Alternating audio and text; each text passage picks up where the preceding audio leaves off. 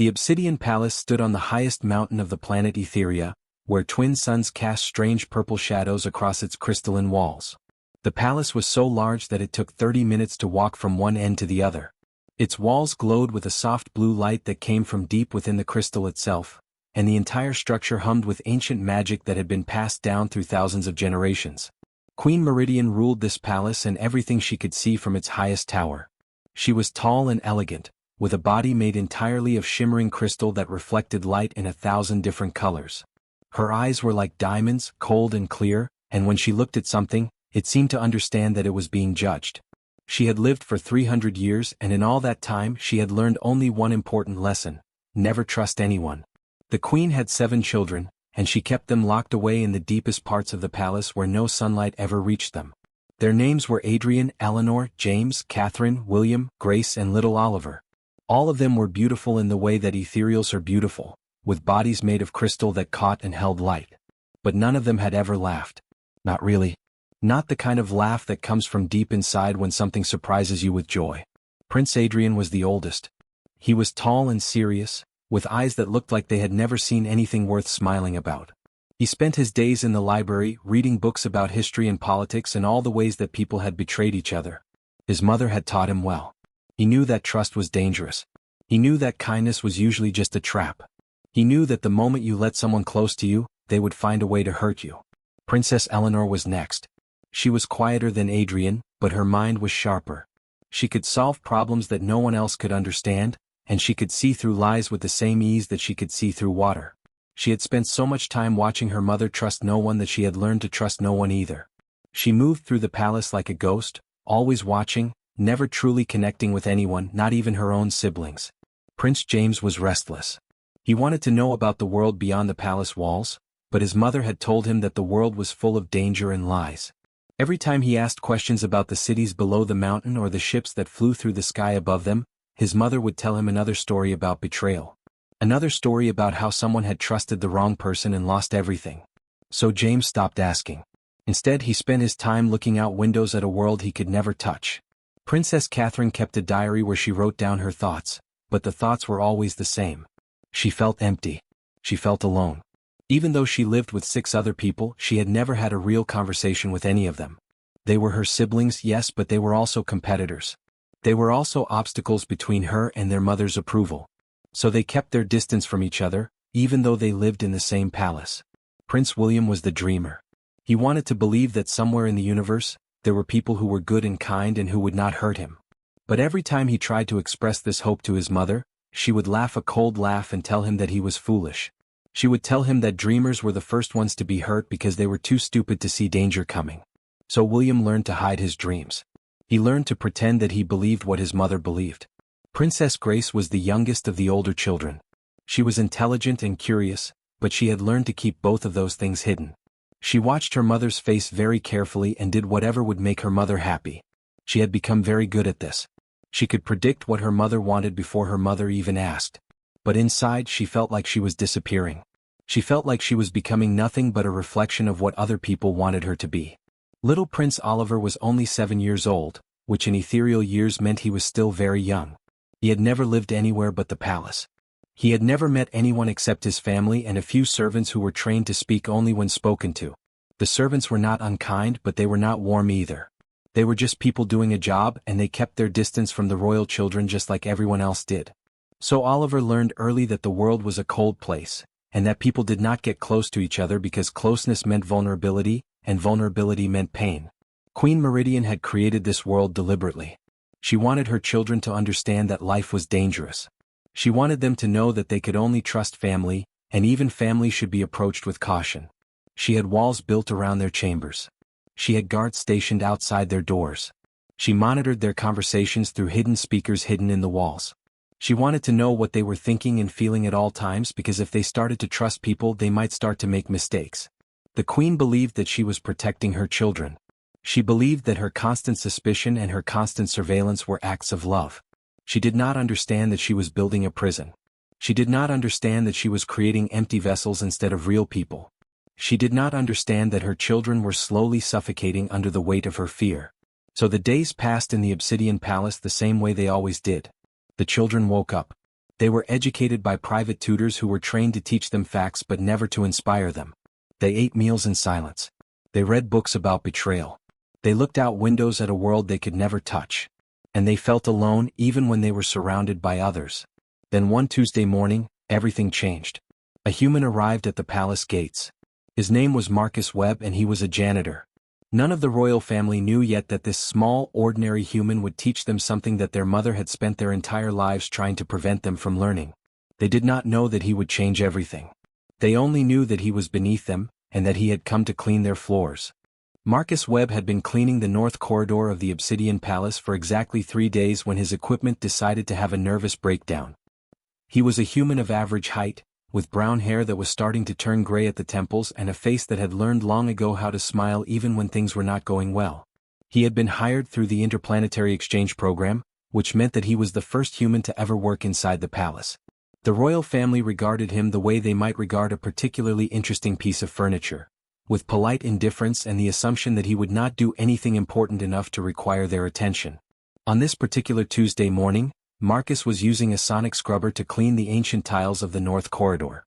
The sonic scrubber was an expensive piece of equipment that was supposed to make cleaning easier. It was supposed to use sound waves to loosen dirt and grime from surfaces without damaging them. It was supposed to work perfectly every single time. It was not supposed to explode. But explode it did. There was a sound like a tiny thunderstorm happening inside the machine, and then suddenly the entire corridor filled with a glowing blue foam that smelled like artificial flowers and something chemical that made Marcus's eyes water a little bit.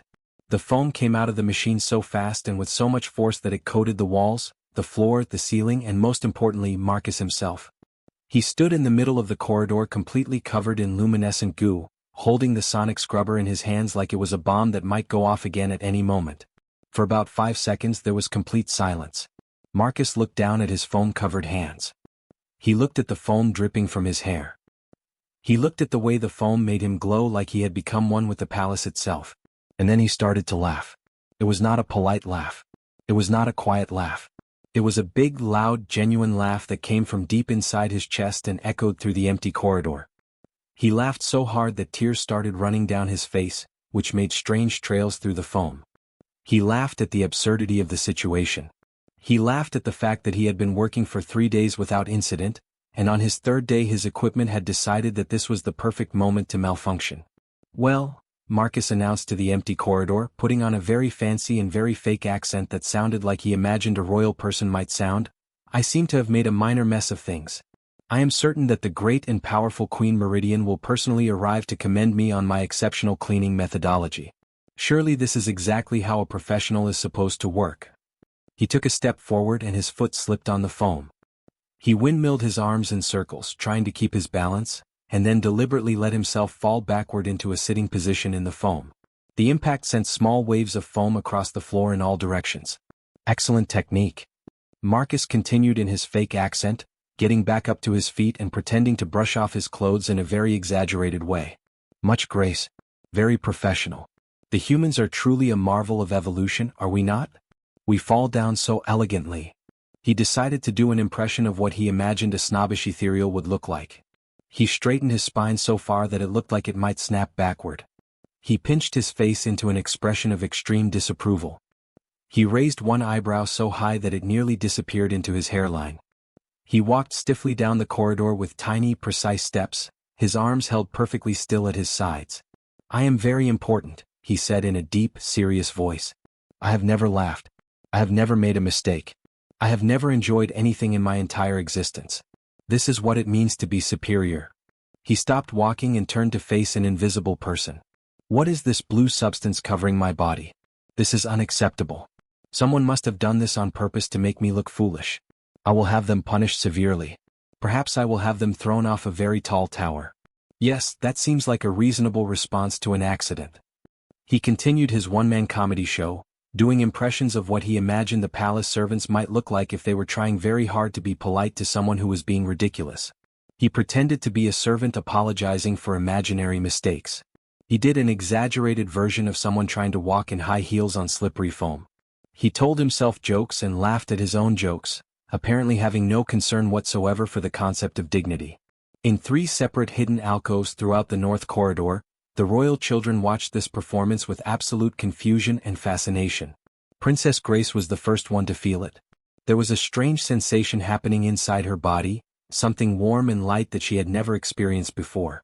She tried to identify it, tried to catalog it in the mental framework that her mother had given her, and found that it did not fit anywhere. It was not fear. It was not judgment. It was not the cold sensation of calculating whether someone was a threat. Prince James felt it next. He was watching Marcus pretend to be overcome with grief about the foam, and his mind began to make a sound that was unfamiliar to him. It was almost like his thoughts were vibrating in a new way. His telepathic link crackled with confusion as he tried to understand what was happening to him. Princess Eleanor stood very still in her alcove, watching Marcus do an impression of a very pompous ethereal walking in invisible high heels. Something inside her that had been tight and controlled for her entire life began to loosen. She found herself struggling to suppress an involuntary response. Her body wanted to do something that she had never done before.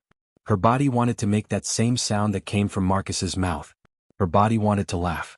By the time Marcus finally managed to turn off the malfunctioning sonic scrubber, all 7 royal children had experienced their first genuine moment of real joy.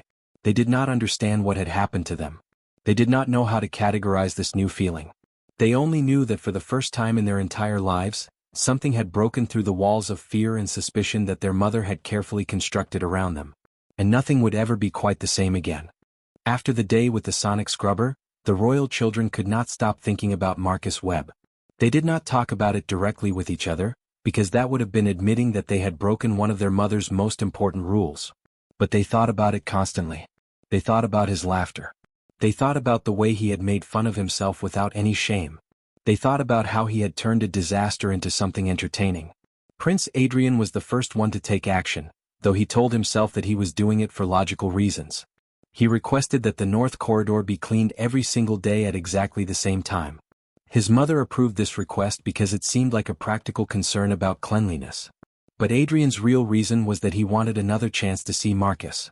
He wanted to watch him work and see if the feeling he had experienced before would come back. Princess Eleanor started requesting that certain windows be polished at very specific times. She made up elaborate stories about how the light was hitting them at the wrong angle and how it was affecting her ability to study properly. Her mother believed her because Eleanor was always very logical and careful about such things.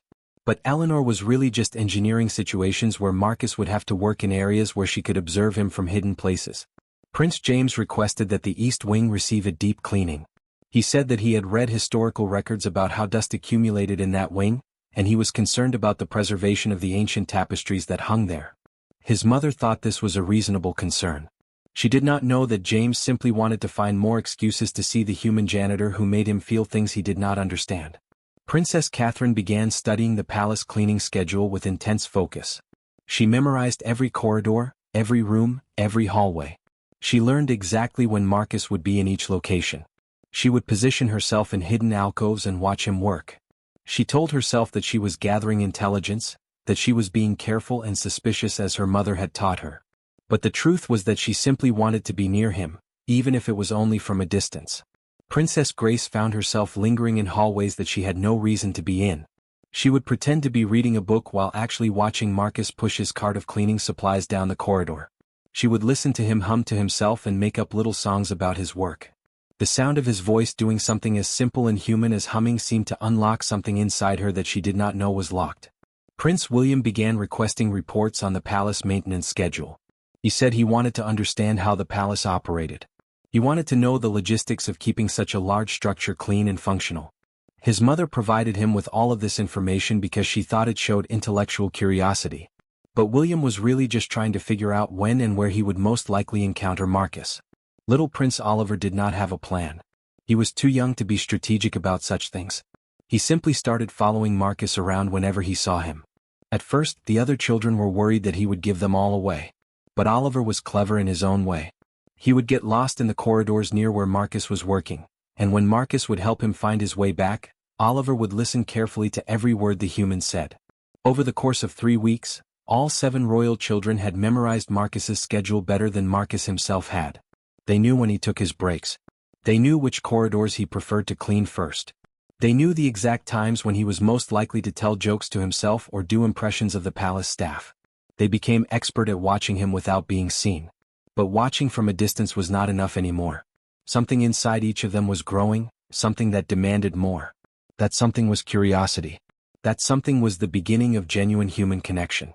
One afternoon, Marcus was polishing an ornate mirror in the main hallway when he noticed something odd in the reflection. There were 7 tall, luminescent figures standing behind him, motionless and silent. For a moment Marcus thought he might be hallucinating. He had been working in the palace for nearly a month, and he had barely seen the royal family. They seemed to exist in different parts of the palace than where he worked. He spun around slowly, his polishing cloth still in his hand. The 7 royal children stood before him in a perfect line, from tallest to smallest. Prince Adrian was in front, his expression serious and unreadable. Behind him were Eleanor, James, Catherine, and William. Grace stood next to Adrian, and little Oliver hid slightly behind his older siblings. For a long moment, nobody said anything. Then Marcus smiled. It was a genuine smile, not a fake or nervous one. It was the smile of someone who was genuinely happy to see them, with no expectation that they would be happy to see him back. "Well, hello there," Marcus said casually, as if it was completely normal for the royal family to suddenly appear in the corridor where he was working. "This is either the beginning of a very productive conversation or the preamble to my execution. I am really hoping that it is option 1, because I have not finished polishing this mirror yet, and I would prefer to complete my work before being thrown off a tower." Prince Adrian's telepathic link buzzed with uncertainty. The other children felt it too. None of them had ever been this close to a non-royal, non-servant being before. None of them knew how to behave in this situation. Their mother had never taught them what to do when they actually wanted to talk to someone. "We have been observing you," Prince Adrian said finally, his tone carefully neutral even though his mind was chaos. "For 3 weeks we have watched you work in the palace." Marcus set down his polishing cloth. Instead of looking nervous or uncomfortable, he looked genuinely interested. "Well, that is flattering," he said. "Though I must warn you, I am not very interesting when I know I am being watched. Much less spontaneous that way. Much more conscious of doing things properly and not making a fool of myself. Which, as you may have noticed, is extremely difficult for me." "Why do you perform?" Princess Eleanor asked suddenly. The words came out before she could stop them. Marcus looked at her seriously, as if she had asked him the most important question in the world. "Well," he said, "cleaning is tedious work. And tedious work without humor feels like it lasts forever. So I tell myself jokes. I make up stories. I do impressions. It makes the time pass faster. And it reminds me that even boring moments can have something funny about them if you look at them the right way." "That seems inefficient," Prince William observed. "Probably is," Marcus agreed cheerfully. "But I am happy and the floors get clean, so I call that a win." Princess Grace stepped forward slightly, her crystalline form shimmering with unfamiliar emotion. "Would you tell us a joke?" she asked quietly. And for the first time, the breach of protocol became something real. Queen Meridian did not discover the relationship between her children and Marcus Webb through casual observation. She discovered it through the surveillance system that she had installed throughout every single room of the palace.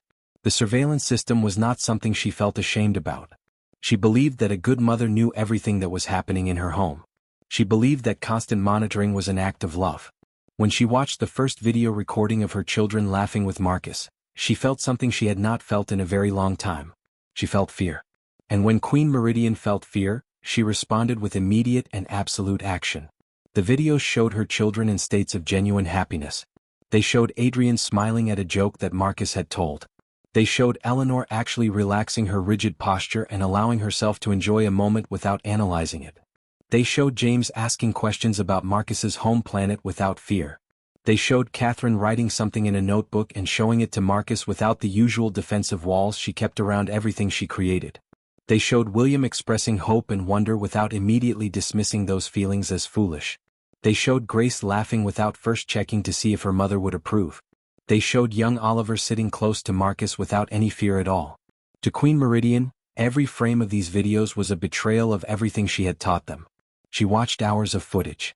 She saw her children becoming comfortable with an outsider. She saw their telepathic links opening up to include someone who was not family. She saw them being vulnerable in ways that she had spent their entire lives teaching them never to be. By the time she finished watching all the recordings, her mind was made up. This would end immediately. She sent the summoning order through the palace's internal communication system. All 7 children were to report to the throne room within the hour. The message was simple and cold: the way all of Queen Meridian's communications were. The royal children felt the summons come through their telepathic links simultaneously. Each of them felt a spike of fear. They knew they had done something wrong. They did not know how their mother had found out, but they knew that she had. Their mother always found out everything. They gathered in the throne room in their formal positions, standing in a line before their mother's throne. Queen Meridian sat high above them, her crystalline form glowing with anger. The air in the room felt heavy and cold. "You have violated every single principle that I have instilled in you," Queen Meridian said, her voice echoing through the chamber like the sound of ice cracking. "You have taken the most important lessons of your lives and thrown them away like they meant nothing." "Mother, we were only," Prince Adrian began. "You were only what?" Queen Meridian interrupted, her voice cutting through his words like a blade. "You were only opening yourselves up to manipulation? You were only making yourselves vulnerable to someone who will inevitably use that vulnerability against you." "He has never asked us for anything," Prince Adrian said, trying to keep his voice calm and logical. "Everything he has done has been genuine. He has offered us friendship without expecting anything in return." Queen Meridian stood up from her throne. When she moved, her crystalline body caught the light in ways that made her seem even more powerful and terrifying than usual. "He does not need to ask for anything. His very presence is the manipulation. He has made you weak. He has made you trust. And trust is the prelude to betrayal." "But what if trust is actually strength?" The words came from young Prince Oliver. They were quiet words, spoken by a very small child, but they seemed to fill the entire throne room. Queen Meridian turned her full attention to her youngest child. For a moment there was complete silence. When she spoke again, her voice was very quiet, which was somehow more frightening than when she had been shouting. "What did you say?" "I said that maybe trust is strength," Oliver repeated, his small voice shaking but determined. "Marcus has never hurt us. He has only made us feel less alone. For our entire lives, we have been isolated from everything and everyone. We have been taught that connection is danger. But I think maybe we were more in danger when we were alone. We were dying inside. We were becoming nothing but empty shells." The other children felt the truth of Oliver's words. They felt how accurate his description was. They had been dying inside. And Marcus had brought them back to life. "Marcus is kind without expecting anything in return," Princess Eleanor said, her voice growing stronger. "He laughs at his own mistakes instead of punishing himself for them. He makes bad jokes and does not care if we do not find them funny. He has shown us that being vulnerable does not mean being weak. It means being brave enough to be yourself. And he has never tried to use us or hurt us," Princess Grace added quietly. "He has only been kind." "This ends now," Queen Meridian announced, her decision final and absolute. "This human is being dismissed from the palace immediately.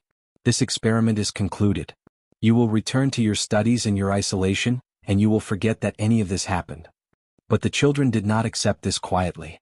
They did not bow their heads and obey as they always had before. Instead, something shifted in the room. The children stepped forward together, their telepathic links joined in a way they had never been joined before. "If you send him away, we will remember this," Prince Adrian said, his voice steady and strong. "We will understand that our mother chose fear over her own children's happiness. We will understand that you were so afraid of us being hurt that you preferred us to be numb.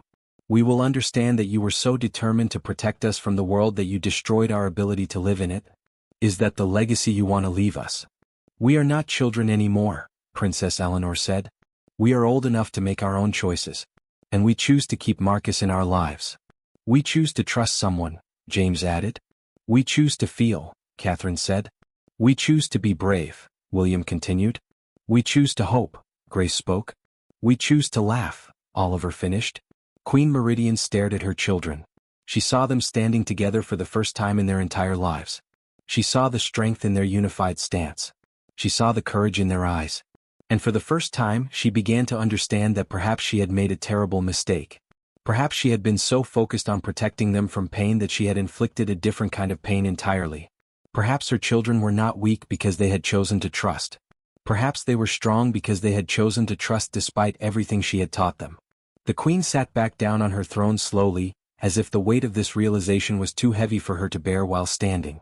Marcus Webb was carefully folding his few belongings into a small travel bag when the palace messenger arrived at his small quarters.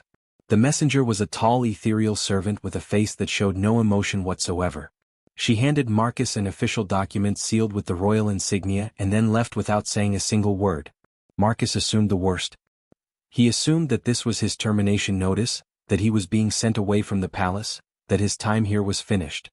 He opened the document with shaking hands and began to read. The words were formal and written in the official language of the palace.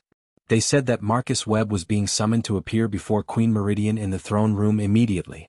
That was all. There were no other details, no explanation, nothing that would tell him whether this was good news or bad news. Marcus took a deep breath and tried to calm his racing heart. He had known that this moment might come. He had known that the Queen would eventually find out about his friendship with her children. He had prepared himself mentally for dismissal. But preparing for something and actually facing it were two very different things. He walked through the palace corridors toward the throne room, passing through halls that had become familiar to him over the past month. He thought about all the conversations he had had with the royal children. He thought about Prince Adrian asking him questions about human philosophy. He thought about Princess Eleanor discussing strategy and logic with him. He thought about Prince James's questions about the stars and the planets beyond Etheria. He thought about Princess Catherine sharing her poetry. He thought about Prince William's dreams of a different kind of future. He thought about Princess Grace's quiet observations. He thought about little Oliver's innocent questions about why people did things. These children had opened up to him in ways that they had probably never opened up to anyone.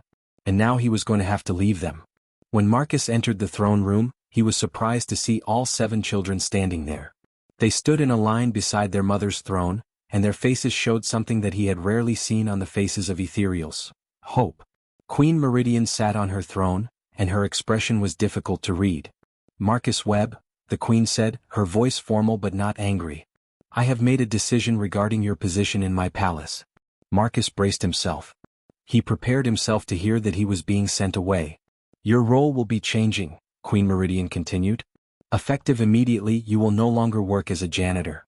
Instead, you will serve as our cultural liaison.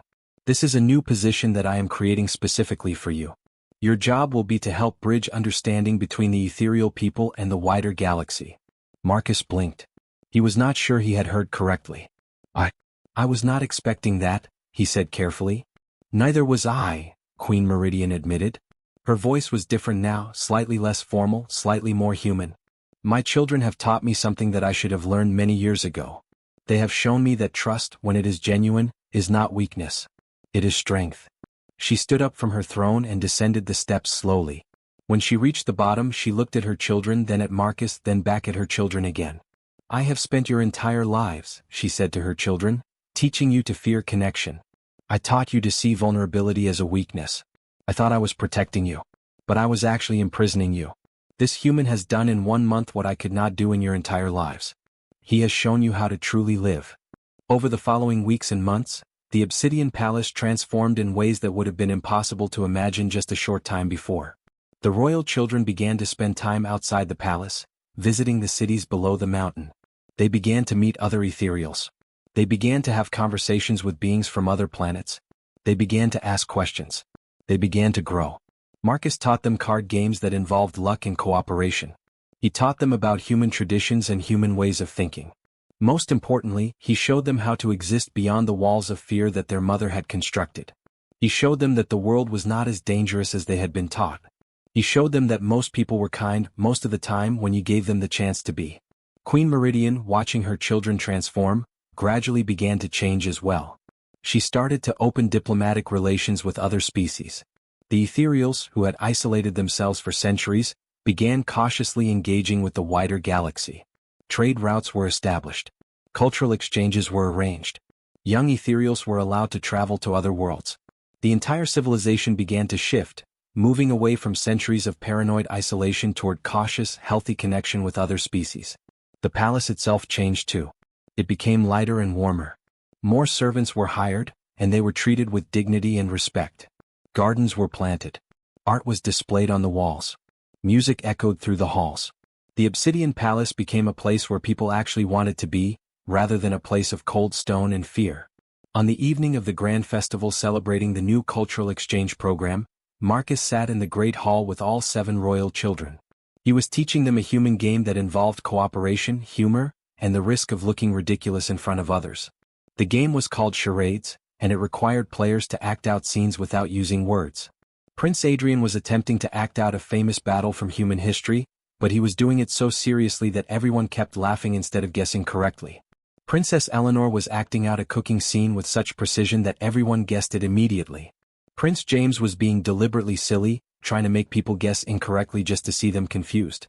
Princess Catherine was creating elaborate stories with her movements, turning simple scenes into complex narratives. Prince William was acting out his dreams about the future with such hope in his movements that everyone could feel it. Princess Grace was watching and laughing, truly laughing for the first time in her life. Little Oliver was acting out being Marcus, complete with an exaggerated accent and ridiculous movements that made everyone cry with laughter. They laughed. They laughed genuinely, unself-consciously, without fear. They laughed at each other's mistakes. They laughed at themselves. They laughed at the sheer joy of being alive and connected to each other and to someone who had helped them understand what it meant to be truly free.